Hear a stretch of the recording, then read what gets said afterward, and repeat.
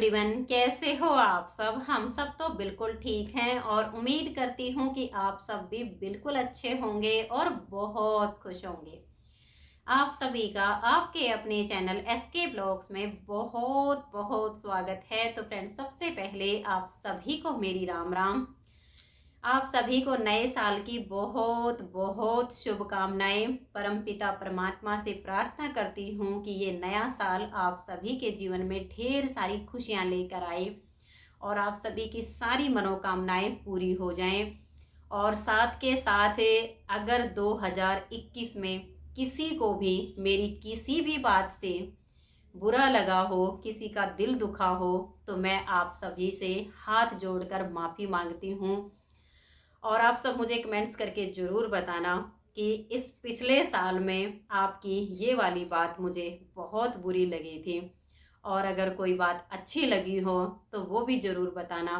क्योंकि अगर कोई बात बुरी लगी होगी तो मैं संकल्प करूँगी कि भविष्य में वो गलती मेरे से ना हो। क्योंकि हम सब क्या करते हैं, नए साल पर एक प्लानिंग करते हैं कि नया साल आ गया है, हम ये करेंगे वो करेंगे। सुबह सुबह जल्दी उठते हैं, बहुत सारी तैयारियां करते हैं। लेकिन मैं ये चाहूँगी कि नए साल पर हम ये संकल्प लें कि जो गलती पिछले साल हमसे हुई है वो इस नए साल में हमसे ना हो। इसलिए आप सब मुझे कमेंट्स करके ज़रूर बताना। किसी को मेरी किसी बात का बुरा लगा हो तो मैं भविष्य में उसे कभी भी नहीं दोहराऊंगी। क्योंकि हम इंसान हैं और इंसान से गलतियां होती रहती हैं, लेकिन साथ के साथ परमात्मा ने इतनी बुद्धि भी दी है कि जो गलती एक बार हो गई है उसे दोबारा ना करें। तो ये तो हमें सोचना चाहिए, इस पर विचार करना चाहिए, ये तो हमारा फ़र्ज होता है। और नए साल पर आप सब ने कहीं बाहर घूमने जाने का प्लान बनाया होगा, क्योंकि हर किसी की इच्छा होती है कि हम नए साल पर पार्टी करें, कहीं बाहर घूमने के लिए जाएं। और हमारे यहाँ भी काफ़ी बड़ा टूर बनाया है सबने जाने के लिए, लेकिन उसमें मैं नहीं जा रही हूँ। हमारे घर से तो विशाल के पापा जी जा रहे हैं। दोनों बच्चों से भी पूछा था कि भाई बाहर जाओगे घूमने के लिए, पार्टी शार्टी करनी है। दोनों बच्चों ने मना कर दिया कि नहीं, इतनी कड़ाके की ठंड पड़ रही है, बीमार पड़ जाएंगे, हम नहीं जाएंगे। तो बच्चों ने तो मना कर दिया है। और विशाल के पापा जी जा रहे हैं घूमने के लिए। और सच बताऊँ ना, मेरी शादी को अब 24 साल होने को आए हैं। पहली बार मैंने देखा है कि विशाल के पापा जी कहीं बाहर घूमने के लिए जाने को तैयार हुए हैं। तो मैंने इनका बैग वगैरह पैक करके तैयार रख दिया है, सब चीज़ें इनकी तैयार कर दी हैं ताकि इनको बाहर जाके किसी चीज़ की कोई दिक्कत ना आए। और मेरे जेठ का बेटा, मेरे दोनों जेठ, ये सब मतलब जेंट्स पार्टी जा रही है अपनी अलग से घूमने फिरने के लिए। और मैं तो वैसे चली भी जाती, लेकिन फिर विशाल के पापा जी अगर घर होते तो मैं चली जाती। लेकिन मेरा इतना मन भी नहीं होता बाहर जाने का। सच बताऊं तो मैं घर में रहना ही ज़्यादा पसंद करती हूँ। क्योंकि क्या होता ना, बाहर जाओ घूमने फिरने के लिए और जब वापस आते ना, चले तो हम खुशी खुशी जाते हैं, बहुत एक अंदर से उम्हा होता है कि हम बाहर जा रहे हैं। लेकिन जब वापसी होती है ना, तो सिर में दर्द, पैरों में दर्द, हाथों में दर्द, बहुत सारी समस्याएं लेकर वापस घर आते हैं। और हम लेडीज की पता है क्या समस्या होती है, हम सब काम करके पैकिंग सैकिंग करके चले तो जाते हैं, लेकिन जब आते हैं ना पूरा घर फैला हुआ मिलेगा। अब जेंट्स तो आके लेट जाएंगे, लेकिन लेडीजों को तो पूरा घर फिर से संभालना है, समेटना है, सब काम करना है। इसलिए मैं तो हमेशा ना अपने घर में ही बहुत ज़्यादा खुश रहती हूँ। मैं कहीं भी जाना पसंद नहीं करती हूँ, क्योंकि मुझे लगता है कि जितना आनंद अपने घर में है ना, इतना कहीं भी नहीं है। हाँ, मेरी एक इच्छा ज़रूर है कि परमात्मा मेरा बुलावा करे तो मैं कभी वृंदावन जाऊं, मथुरा काशी जाऊं, हरिद्वार जाऊं। मैं तीर्थ यात्रा तो जरूर करना चाहती हूँ। और हर रोज़ परमात्मा से एक प्रार्थना मैं जरूर करती हूँ कि हे परमात्मा, मेरी आंखें बंद होने से पहले, जब तक मेरे हाथ पैर सही सलामत चलते हैं कि मैं तीर्थ यात्रा अच्छे से कर पाऊँ, तो मुझ पर इतनी कृपा कर देना कि मैं चारों धाम की यात्रा कर लूँ। तो मेरी जो है ना, यही मनोकामना है और इससे ज़्यादा कुछ नहीं है। मुझे और कहीं जाने की कोई इच्छा अंदर से आती ही नहीं है। बाकी भगवान की मर्जी तो भगवान ही जानता है।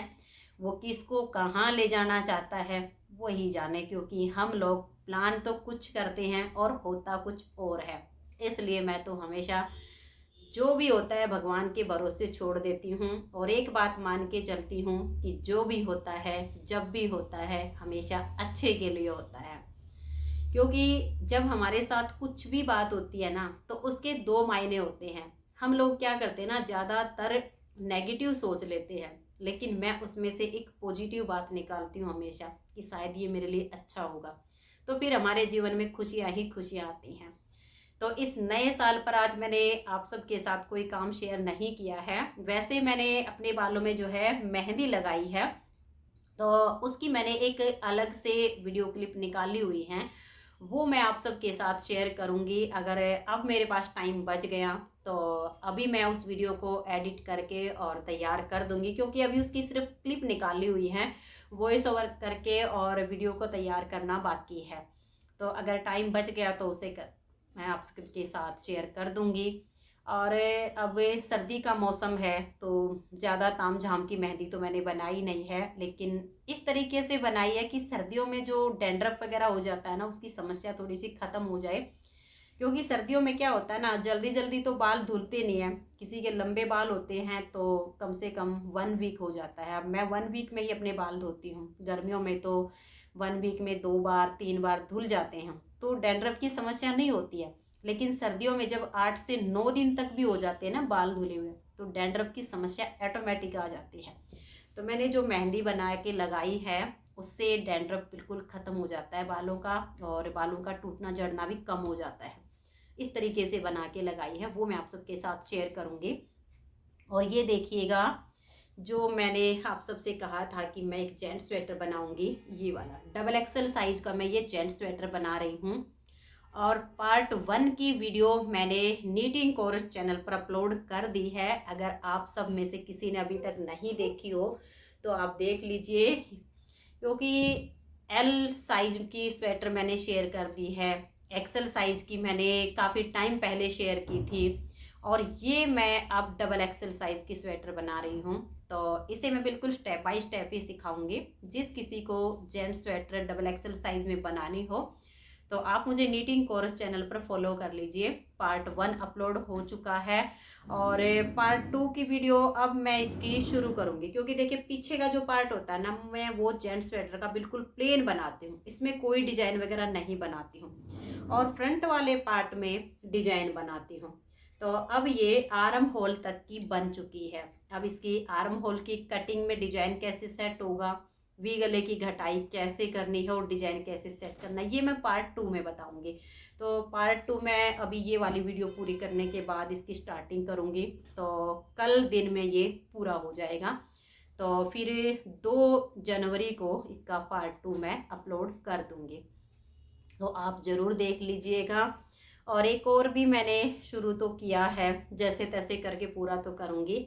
ये मैं बनाऊँगी एक बेबी स्वेटर, मतलब पहले तो मैंने सोचा था कि मैं इसे हाफ बाजू बनाऊँगी, ऊन मुझे कम लग रही थी, लेकिन अब लग रहा है कि शायद ऊन पूरी हो जाएगी। तो अभी मैंने डिसाइड नहीं किया है कि इसे फुल बाजू बनाऊँगी या हाफ बाजूँगी, लेकिन मैं आप सबसे भी एक राय लेना चाहूँगी कि इसे मैं हाफ बाजू बनाऊँ या फुल बाजू। ये लगभग ये लगा लीजिए मैं 6-7 साल से लेकर 8-9 साल तक के बच्चे को आ जाए, इतना बनाना चाहती हूँ इसको। तो हाफ बाजू बनाऊँ या फुल बनाऊँ, ये ज़रूर बताना। और नए साल पर आप सभी के लिए फिर से भगवान से प्रार्थना करती हूँ कि परमात्मा करे आप सभी की सारी मनोकामनाएं पूरी हो जाएं।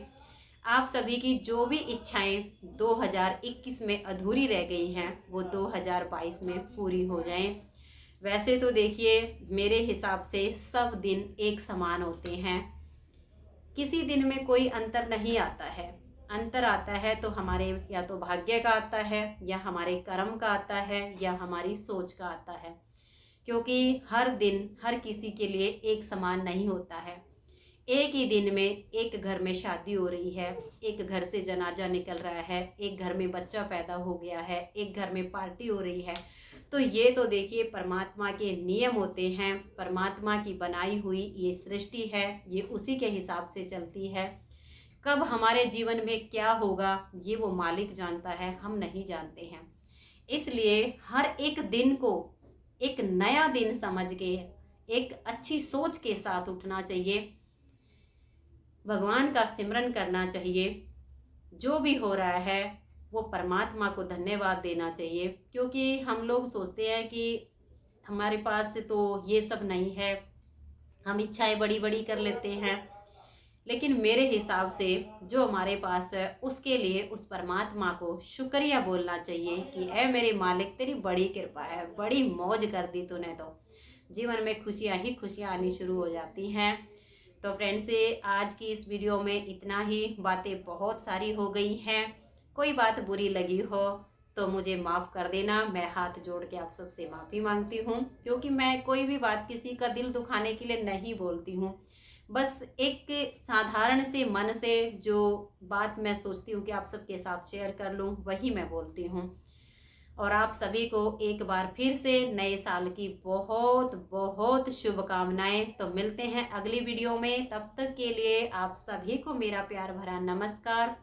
राधा स्वामी, राधे राधे, जय श्री राधे। और एक बहन है, मैं उसे अपनी बड़ी बहन मानती हूँ, तजेंद्र कौर। इन्होंने आज भी कमेंट्स किया था कि 2021 में कोई भी बात मेरी बुरी लगी हो तो मैं तहे दिल से माफ़ी चाहती हूँ।